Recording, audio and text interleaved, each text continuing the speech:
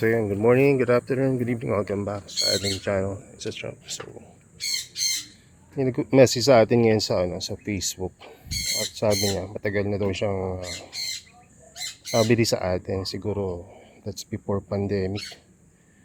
Tapos may pinakita siyang halaman sa akin na na-identify ko. Sabi ko, ito yung aking kauna-unahang mga Nepenthes. At parang meron pa ako nakita ganun dito, pero maliliit na.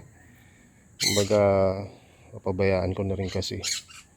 So yung mga mirabilis na mga hybrid. So ang nangyari ay namulaklak yung kanya pong picture plant. At yung tinignan ko yung picture na pinadala niya, female. Sabi niya, ano pong gagawin ko? So sabi ko, may dalawa pong flower, no, ang Nepenthes, may female and male flower. At yan pong nasa inyo, no, ay actually mas maganda yung napunta sa kanya, which is female. No, kasi pag may female ka, pwede mong i-pollinate, then makaka-harvest ka na ng thousands of seed, maybe 10,000 or more. No, so maganda-ganda yung flower stalk na pinakita niya. At sabi ko, sakto naman at nag-flower naman tong male ko na Geriana. Itong Geriana na to, ito ay isa sa mga kauna-unahang Nepenthes nung panahon ng mga kalululuhan pa ng lolo't lola. Nung ito yung period ng yung mga period dyan. Basta, yung matatagal na, yung mga Victorian era. Ayan. So, ayan, ito yung Geriana at namulaklak siya. At ang bulaklak niya ay male flower. So, paano nyo ma-identify ang male sa female? Ang male flower ay pa-quarting balls or pabilog. Ayan, pag hindi pa nabuka. At pag bumuka siya, ayan, may parang bilog rin siya sa dulo. At dun sa dulo na yan ay may mga pollen. So, sa male naman, ang itsura ng male naman niya, pahaba. No? At kapag, wala akong example dito pero pahaba yun, na pagka dinikit niyo yung male doon sa dulo ng receptive female female flower, paano yung malalaman na receptive? Kapag medyo nagiging fuzzy or glossy, yung tipong madikit, no? Medyo sticky yung part ng female flower, doon yung ididikit yung pollen o yung male part na may pollen ng male flower.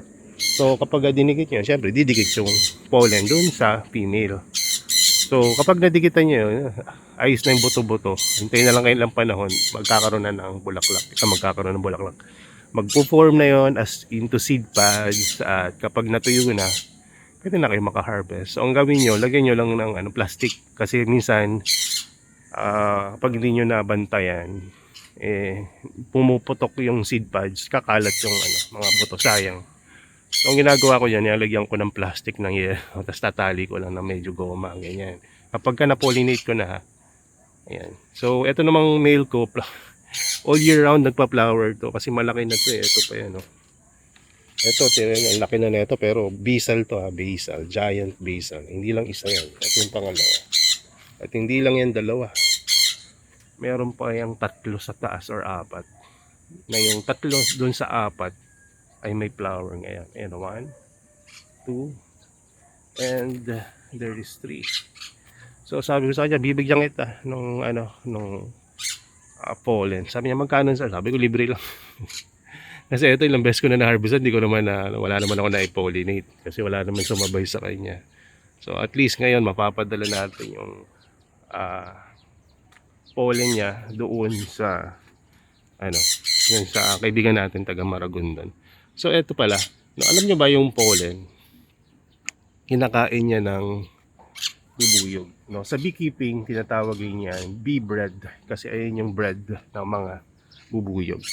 At yung bee, yung naman nectar, or yung nagiging honey na nectar ng galing sa sa sa mga flower, no, yung nectar ay kinakain ng bubuyog yun, pati yung bee pollen, parang bread and wine nila yan.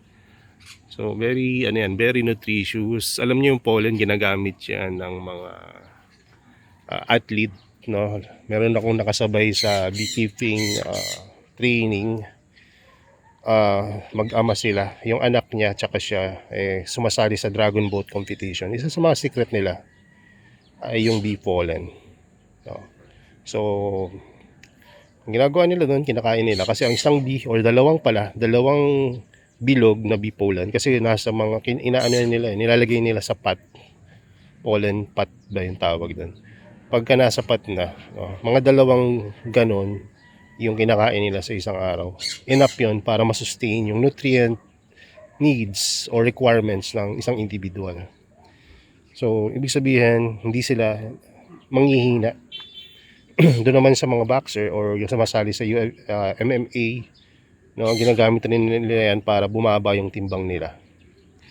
No, bababa timbang nila pero yung nutrient requirements o yung needs nila nasusuplayan using ayun, mga bee pollen.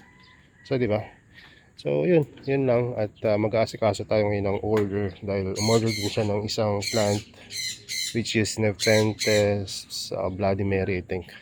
So, i-double check natin para siguradong sakto yung maibigay natin. So, yun lang. God bless and bye-bye.